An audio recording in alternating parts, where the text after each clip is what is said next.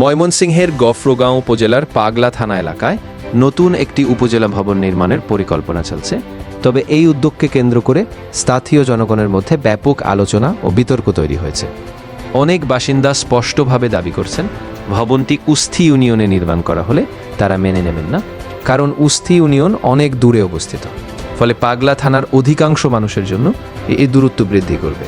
তাদের দাবি, এর আগে নাম নিয়ে জনগণ মিছিল করেছিল, তবে এখন নাম কোনো সমস্যা নয়, বরং তাদের মূল দাবি ভবনটি পাগলা থানার কেন্দ্রের কাছাকাছি, অর্থাৎ মাঝখানে স্থাপন করা হোক। তাদের মতে এতে সব ইউনিয়নের মানুষ সমানভাবে সেবা পাবেন, যোগাযোগ সহজ হবে এবং উন্নয়নের সুফল সবার কাছে পৌঁছাবে। এই দাবিটি স্থানীয় এমপির দৃষ্টি আকর্ষণ করেছে, যিনি জনগণের এই চাওয়া ও দাবিকে গুরুত্বের সাথে বিবেচনা করছেন। স্থানীয় জনগণ আশা করছেন তাদের মতামতকে গুরুত্ব দিয়ে দ্রুত একটি সমাধান আসবে, যাতে সবার উপকার হয়। এটা আসলেই গুরুত্বপূর্ণ একটা ইস্যু, কারণ লোকজনের দৈনন্দিন জীবনে সেবা পাওয়ার ক্ষেত্রে দূরত্ব একটা বিশাল বাধা হয়ে দাঁড়ায়। যদি স্থানীয় এমপি এ ব্যাপারে কার্যকর পদক্ষেপ নেন, তাহলে সত্যিই সমাধান সম্ভব।